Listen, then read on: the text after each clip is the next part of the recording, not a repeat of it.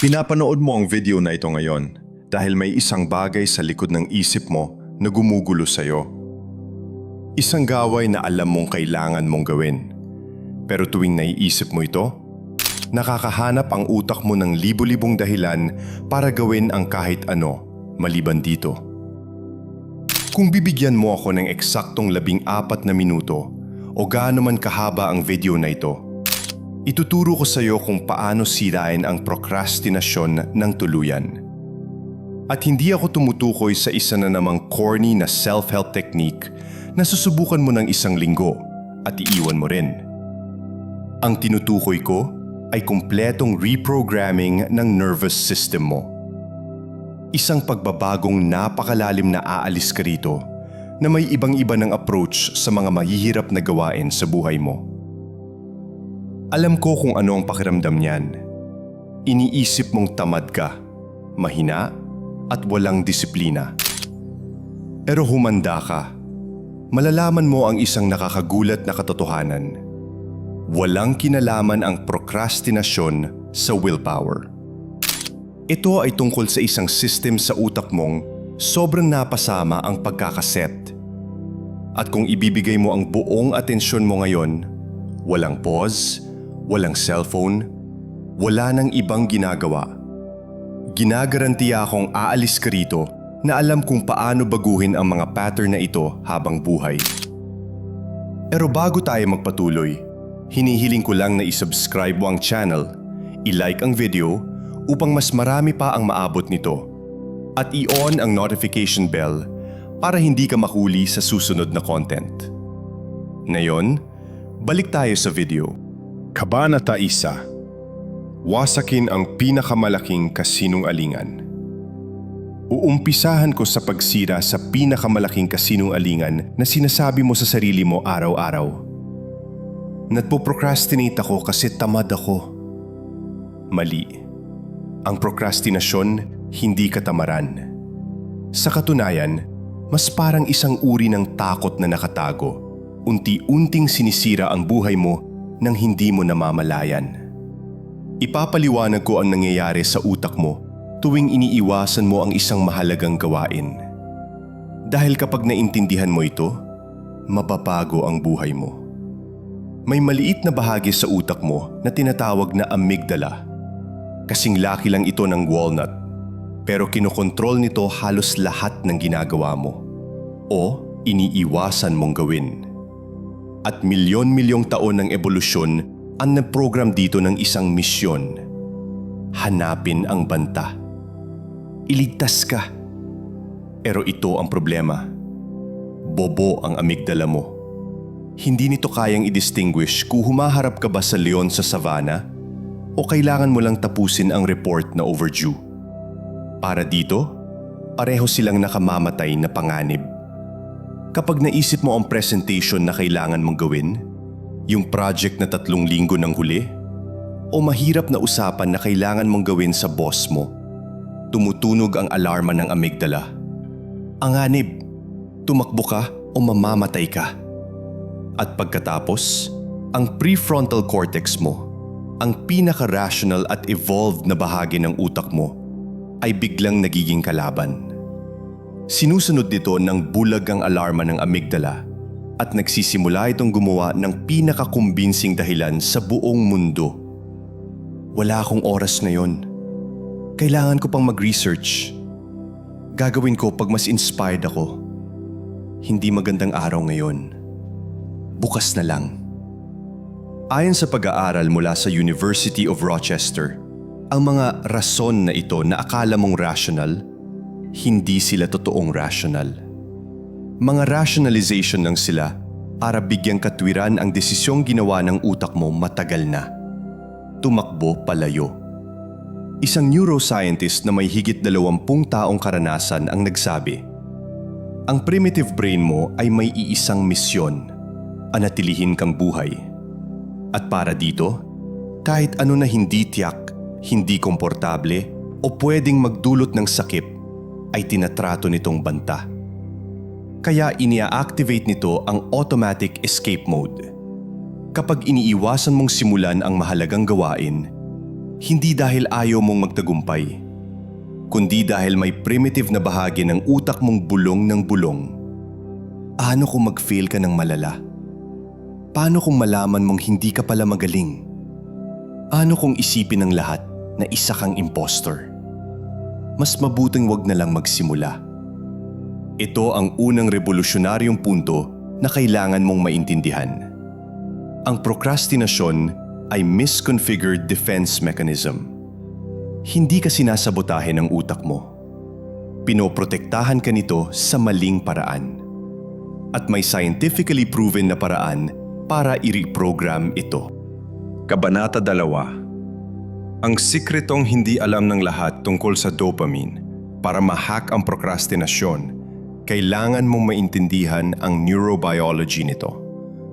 At ibig sabihin nito, pag-usapan ang dopamine, pero sa totoong paraan, hindi ito pleasure chemical. Ang dopamine ay motivation chemical. Ito ang gasolina na nagtutulak sa'yo na magpatuloy kahit gusto mo nang sumuko. May dalawang magkaibang dopamine system sa utak mo. Isa, phasic dopamine, ang impulsive spikes. Ito ang dahilan kung bakit nakakapanood ka ng series ng 8 oras pero hindi ka makapag-aral ng 30 minuto. Ito ang dopamine ng instant gratification. Ikalawang, tonic dopamine, ang sustained focus. Ito ang napapanatili ng consistent na atensyon, tuloy-tuloy na trabaho, malalim na konsentrasyon. Ito ang dopamine para sa mga goals, hindi para sa impulses. Ang problema, hina-hijack ng phasic dopamine ang tonic dopamine. Tuwing nag-i-animation scroll ka o nagti-TikTok o nag-o-open ng random video, tinatanggal mo ang motivation na kailangan mo para sa totoong trabaho. At bawat beses na bumigay ka sa ganitong urges, nire-rewire mo ang utak mo para mas piliin ang instant pleasure kaysa deep work. Kabanata 3. Pangalanan ang iyong takot. Isipin mo ang task na iniiwasan mo. Ngayon, sagutin mo ng tapat. Ano ang totoong kinatatakutan mo? Takot bang hindi ka sapat? Takot bang malaman mong hindi ka ganoon kagaling? Takot bang magsimula dahil baka hindi mo matapos? Takot bang ma-judge ng iba? Isulat mo ito. Kapag sumusulat ka, naa-activate ang ibang bahagi ng utak at nagiging totoo, hindi abstract ang takot. Ang hindi pinapangalan ng takot ay parang higanteng anino. Pero kapag isinulat mo ito, lumilipat ang utak mo mula sa emotional processing patungo sa rational thinking. Kabanata 4. Ang takot sa hindi pagkilos. Ngayon, tuturuan kita ng kakaiba. Matuto kang matakot sa hindi pag-aksyon. Isara mo ang iyong mga mata at isipin. 6 na buwan mula ngayon. Hindi mo pa rin sinimulan ang bagay na iniiwasan mo ngayon. Ano ang nararamdaman mo? 3 taon mula ngayon. Parehong takot. Parehong pag-iwas. Anong buhay ang meron ka? Hindi ito torture. Ito ay reprogramming. Ang pinakamalaking panganib, hindi ang failure, kundi regret. Kabanata 5. Ang laro ng dopamine, organisahin ang buhay mo ng ganito. Isang task lang sa 1 oras. Gumawa ng artificial deadlines. Pumili ng reward bago magsimula. Anggalin ang distractions. At tandaan, hindi reward ang Netflix kung araw-araw mo naman ginagawa. Gawin mong special ang reward para maging mas malakas ang motivation. Kabanata 6. Ang nakatagong kaaway. Perfectionism. Perfectionism equals high-level procrastination. Ang utak mo sasabihin, hindi perfect ang timing. Hindi perfect ang mood. hindi perfect ang environment. Pero ang katotohanan, walang perfect moment. Gamitin ang 2 minutong imperfect work rule. Gumawa ng kahit pangit na trabaho ng 2 minuto. Walang expectation. Walang pressure. Ang kalaban ay hindi paggawa ng maganda. Ang kalaban ay pagsisimula. Kabanata 7. Ang kapangyarihan ng kapaligiran. Hindi ka mas malakas kaysa sa iyong environment. Ang gulo sa paligid, igulo sa isip. Gumawa ng lugar para sa aksyon. Malinis, minimalist, walang tukso, walang distractions. Gawin mo madali ang tamang gawain at mahirap ang maling gawain. Kabanata 8. Ang rule ng kaliwanagan. Prokrastinasyon ay madalas dahil sa kalituhan. Hindi mo alam kung saan magsisimula. Ang solusyon, micro steps. Hindi sumulat ng libro, kundi buksan ang document. Hindi linisin ang bahay, kundi iklupin ang 3 damit. Ang utak mo ay ayaw ng unfinished tasks. Kapag nagsimula ka, even maliit lang, itutulak ka nitong magpatuloy. Kabanata 9. Ang energy cycle. Mas nagpo-procrastinate ka kapag pagod ka. Energy equals productivity strategy.